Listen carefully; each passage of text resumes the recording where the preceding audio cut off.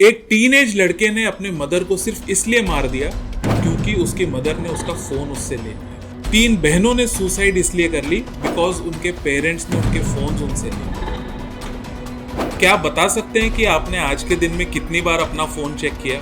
Generally जब मैं ये क्वेश्चन लोगों से पूछता हूँ तो उनको आइडिया भी नहीं होता, वो लोग एक गेस मारते हैं। कई बार हम बिना कारण ही अपने फोन को चेक करते हैं। कभी कभी कोई मैसेज का नोटिफिकेशन होता है, कोई सोशल मीडिया का नोटिफिकेशन होता है, लेकिन ये बार बार जो फोन चेक करने की जो आदत होती है, ये आदत जो है ये हमारे लिए बहुत ही ज्यादा हानिकारक है। दोस्तों, कई बार क्या होता है कि हम फोन उठाते हैं एक मैसेज चेक करने के लिए या एक बहुत इंपॉर्टेंट ईमेल का हम वेट कर रहे होते हैं, लेकिन जब हम अपने फोन को अनलॉक करते हैं तो हमें एक नोटिफिकेशन आता है किसी सोशल मीडिया ऐप का। उस ऐप पे जाने के बाद में हम रैंडमली कोई वीडियो पे क्लिक करते हैं। वो वीडियो आधा देखने के बाद में हम उसके कमेंट सेक्शन को चेक करने लग जाते हैं और 15-20 मिनट निकल जाने के बाद में हम ये सोचते हैं कि मैंने अपना फोन अनलॉक क्यों किया। सुनने में ये बात बहुत सिंपल लगती है, काफी यूजुअल भी लगती है, लेकिन आज के टॉपिक में हम ये समझेंगे कि ये बहुत ही सिंपल सी और यूजुअल सी सुनने वाली चीज असल में हमारे लिए कितनी ज्यादा डिफिकल्ट हो सकती है। दोस्तों, आज हम बात करेंगे टेक्नोलॉजी के एडिक्टिव लोड के बारे में। देखिए, जब हम अपने ब्रेन की हिस्ट्री को देखते हैं तो हमारा ब्रेन डेवलप हुआ था किसी और समय पे। ये वो टाइम था जब हम नेचर के काफी क्लोज रहते थे और जब बहुत लंबा समय निकल जाता था और हमें कोई तरीके का एंटरटेनमेंट नहीं मिलता था, और उस समय पे जो इंफॉर्मेशन होती थी वो बहुत स्लो स्पेस पर आती थी, बहुत लंबे समय के गैप के बाद में आती थी। लेकिन आज हम सबके पास में एक बहुत ही ज्यादा इंटेलिजेंट डिवाइस है जो हमारी पॉकेट में है, जो हमेशा दुनिया के साथ में कनेक्टेड रहता है। एक टिपिकल फोन के अंदर मैसेजिंग एप्स होते हैं, ईमेल के एप्स होते हैं, एंटरटेनमेंट के एप्स होते हैं, सोशल मीडिया के एप्स होते हैं और पता नहीं कितने सारे गेमिंग एप्स होते हैं। इन चीजों के लिए हमारा ब्रेन कभी डिजाइंड ही नहीं था। इसीलिए जब भी हमारे फोन पे कोई नोटिफिकेशन आता है तो हमारे ब्रेन को कुछ डिसीजंस लेने पड़ते हैं। मुझे इसे चेक करना चाहिए कि इग्नोर करना चाहिए? अगर चेक कर लिया, इस पे मुझे किस तरीके से रिस्पॉन्ड करना चाहिए? इनफैक्ट कई बार वो डिसीजन उन चीजों के बारे में होते हैं जिन चीजों का हमारे जीवन के साथ में कोई लेना देना नहीं होता, लेकिन उसके बावजूद इस तरीके के छोटे छोटे डिसीजंस दिन भर हम लेते ही रहते हैं। और इस वजह से क्या होता है? इस वजह से हमारे ब्रेन पे एक बोझ होता है और वो बोझ को हम कॉग्निटिव लोड कहते हैं। इसका मतलब कई बार दिन में मुझे चीजों को समझना पड़ता है, समझ के उनको प्रायोरिटाइज करना पड़ता है और उन पे मुझे निर्णय लेने पड़ते हैं। और ये चीज हम जब बार बार पूरे दिन करते हैं तो आप नोटिस करते हो कि कुछ फिजिकल नहीं करने के बावजूद भी दिन के एंड में हमें ऐसा लगता है जैसे हम बहुत ज्यादा थक गए, क्योंकि जैसे हमारी फिजिकल एनर्जी होती है वैसे ही हमारी मेंटल एनर्जी भी होती है। जब हम बिना कारण इस मेंटल एनर्जी को खर्च करते रहते हैं तो हम कॉग्निटिव लोड को गो थ्रू करते हैं और ये चीज हमको जीवन में थोड़ा स्लो बनाती है। डे के एंड में हमको थोड़ा सा मूडी बना देती है, थोड़ा सा क्रैंकी बना देती है और यही चीज हमको डे के एंड में कोई भी फिजिकल एक्टिविटी नहीं करने देती, क्योंकि हमें ऐसा लगता है कि आज के दिन में मैंने बहुत मेहनत ऑलरेडी कर ली है। तो हमारे लिए ये टेक्नोलॉजी को रेजिस्ट करना इतना मुश्किल क्यों है? बार बार क्यों हमारे मन में आता है कि अपने फोन को अनलॉक किया जाए और कोई ना कोई एक ऐप ओपन करके कुछ चीजें चेक की जाए? उसके पीछे का सबसे बड़ा रीजन है डोपामिन। दोस्तों, कई बार हमको ऐसा लगता है कि डोपामिन एक हैप्पीनेस का केमिकल है, but in reality dopamine reward and motivation का न्यूरोट्रांसमीटर है। ये हैबिट फॉर्मेशन का न्यूरोट्रांसमीटर है। दैट मीन्स पिछली बार मुझे जिस चीज से डोपामिन मिला था, there is a high chance मैं उस चीज को वापस से रिपीट करूं। When it comes to technology designed इस तरीके से है कि आपको बार बार डोपामिन का हिट मिलता ही चला जाए, जिससे कि आप और ज्यादा टेक्नोलॉजी में एंगेज करो। और उसका सबसे पावरफुल एस्पेक्ट क्या है? सबसे पावरफुल एस्पेक्ट है क्यूरियोसिटी, क्योंकि मुझे नहीं पता कि अभी मेरे अगले स्क्रॉल में मैं क्या चीज देखूंगा। शायद वो ऐसी चीज होगी जो मुझे बहुत खुशी दे देगी, शायद कुछ बहुत एक्साइटिंग चीज होगी, हो सकता है वो डिसअपॉइंटिंग चीज हो सकता है वो बोरिंग चीज हो। लेकिन ये जो क्यूरियोसिटी वाला फैक्टर है कि मुझे नहीं पता कि मेरे अगले स्क्रॉल में मैं क्या चीज देख लूंगा, ये मुझे बार बार प्रेरित करता है कि मैं और ज्यादा स्क्रॉल करता चला जाऊं। ये बिल्कुल स्लॉट मशीन्स की तरह है कि लोग जाकर गैम्बलिंग करते हैं, उनको नहीं पता उसका आउटकम क्या होने वाला है। जीतने से उतनी खुशी नहीं होती है जितनी ज़्यादा हमें डोपामिन सेक्रेशन होती है ये सोचकर कि मुझे नहीं पता आगे क्या होने वाला है। तो ये जो पूरा का पूरा जो सोशल मीडिया का सिस्टम है, ये पूरा टेक्नोलॉजी का सिस्टम है, ये डिज़ाइंड ही इसके लिए है कि आपको बार बार डोपामिन हिट मिलता चला जाए, और जैसे जैसे डोपामिन हिट आपको मिलता जाएगा वैसे वैसे आपको उसकी आदत होती चली जाएगी। अब दोस्तों हमको ये समझ में आ गया कि टेक्नोलॉजी का हम पे क्या असर हो रहा है, हमको ये भी समझ में आ गया कि क्यों हम टेक्नोलॉजी पे इतना ज़्यादा रिलाय करते हैं। लेकिन उसका असली जो इम्पैक्ट है वो सिर्फ एडिक्शन नहीं है।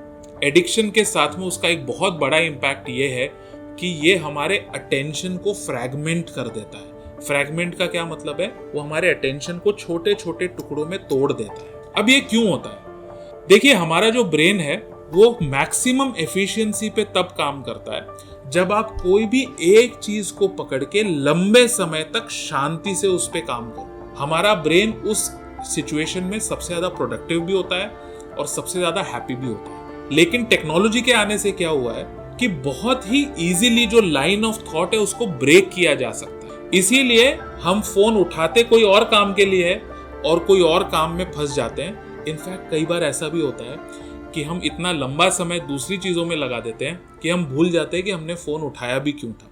तो ये जो अटेंशन को फ्रैगमेंट करने वाला जो चीज है, ये किस तरीके से काम करता है अब मैं आपको बताता हूं।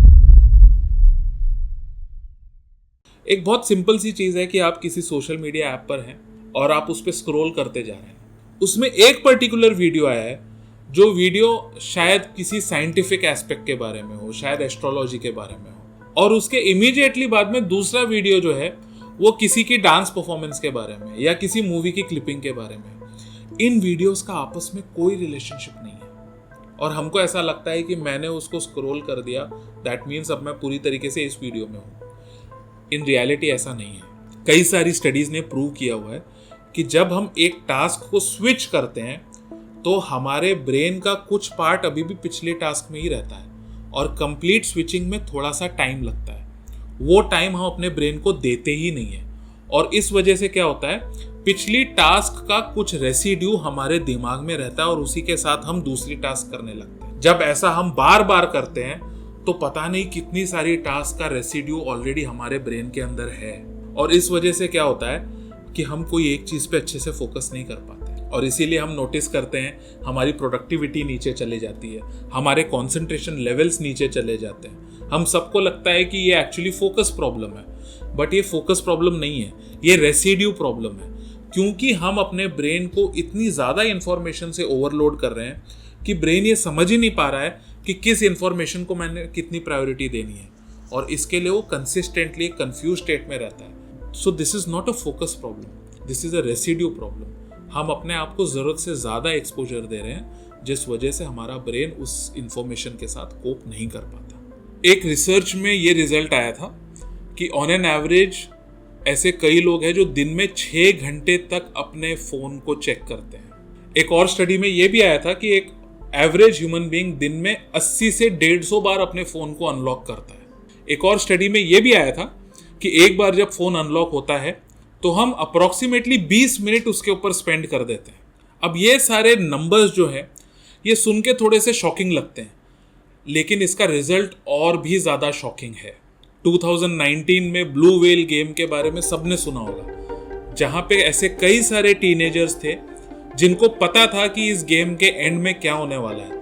उसके बावजूद भी इन लोगों ने वो गेम खेला और फाइनली इन लोग ने उस गेम को पूरा करने के लिए अपनी जान दे दी। अभी बहुत रिसेंटली गाजियाबाद में जो केस हुआ था, ये एक टिपिकल केस है जहाँ पे टेक्नोलॉजी की वजह से हम सोशल आइसोलेशन में चले जाते हैं, जहाँ पे हम अपने फ्रेंड से दूर हो जाते हैं, अपनी फैमिली से दूर हो जाते हैं, अपने सोशल सर्कल से दूर हो जाते हैं और हम पूरी तरीके से उस टेक्नोलॉजी में इमर्स हो जाते हैं।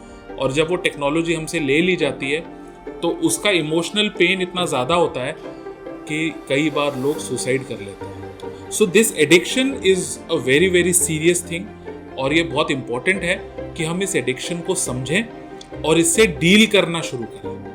अब टेक्नोलॉजी तो हमारे जीवन का एक पार्ट है ही, तो अब हम ऐसा क्या कर सकते हैं जिससे कि इसी टेक्नोलॉजी को यूज करके हम अपने जीवन को और बेटर बना सकें। जो सबसे पहली चीज आप कर सकते हो वो ये है कि आप सबसे पहले ट्रिगर्स निकाल दीजिए।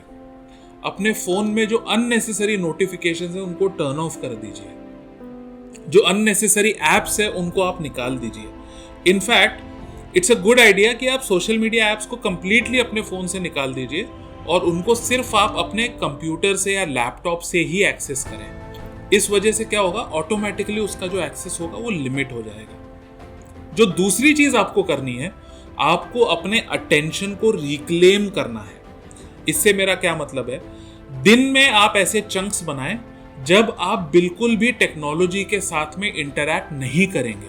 जैसे कुछ 3 चंक्स है जो मैं पर्सनली बनाता हूं। सबसे पहले मॉर्निंग में शुरुआत के 1 घंटे आपको टेक्नोलॉजी को नहीं यूज करना। सेकेंड, पूरे दिन में आपको अपने काम के ऐसे चंक्स बनाने हैं जिस समय आप अपने फोन को चेक नहीं करेंगे।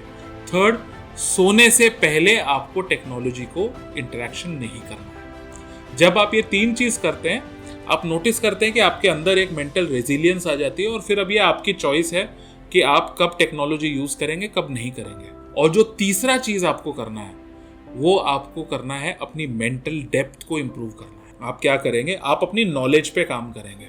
आप नॉलेजेबल बुक्स लेकर आएंगे। आप अपने आप से क्वेश्चन पूछेंगे कि अगर ये चीज हो रही है तो ये क्या है और ये क्यों हो रही है। आप जब इन चीजों की जानकारी लेने लगते हैं तो आपकी मेंटल डेप्थ इंप्रूव होती है। सेकेंड, आप राइटिंग शुरू कीजिए। जो आपके मन में थॉट आ रहे हैं आप उनको लिखना शुरू कीजिए। जब आप उन थॉट को रीड करते हो तो आपको एक डेप्थ मिलती है, आपको खुद के बारे में बेटर अंडरस्टैंडिंग मिलती है। थर्ड, डीप वर्क पे फोकस कीजिए। पूरे दिन में कुछ ऐसी इंपॉर्टेंट टास्क होनी चाहिए जो टास्क करते समय आप कुछ और चीज नहीं करेंगे, आप अपना ध्यान कहीं और लेकर नहीं जाएंगे। आप पूरे फोकस के साथ, पूरे एफिशिएंसी के साथ में सिर्फ वही टास्क करेंगे। आप ये 3 स्टेप्स लीजिए और आप नोटिस करेंगे कि अगले 20 से 25 दिनों में ही आप टेक्नोलॉजी को बहुत बेटर तरीके से कंट्रोल कर सकते हैं। दोस्तों, आज के वीडियो को एंड करने से पहले एक थॉट एक्सपेरिमेंट करते हैं।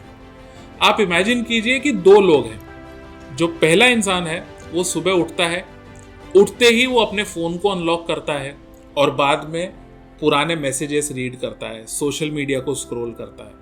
शुरुआत के 1 घंटे में जितनी चीजें उसको ये नहीं पता है कि आज के दिन में वो क्या करेगा, उससे ज्यादा अलग अलग लोगों के थॉट्स को वो ऑलरेडी अपने मन में ला चुका है। वेयरएज जो दूसरा इंसान है वो सुबह उठता है, उठने के बाद में वो कुछ समय एक्सरसाइज करता है, थोड़ा मेडिटेशन करता है, अपने दिन को प्लान करता है और बाद में वो अपने फोन को अनलॉक करता है। इन दोनों में फर्क क्या है?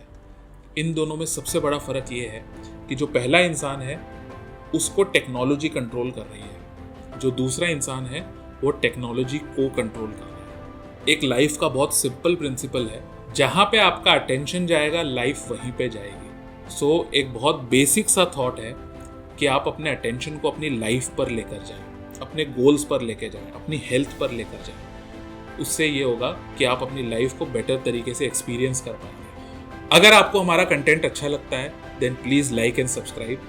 अगर आपको लगता है कि ये कंटेंट किसी की हेल्प कर सकता है then please share it with them. अगर आपको ऐसा लगता है कि कोई और टॉपिक हमें कवर करना चाहिए, please mention that in the comment. हम सभी कमेंट्स को रीड करते हैं और उन पर रिस्पॉन्ड करते हैं। Thank you.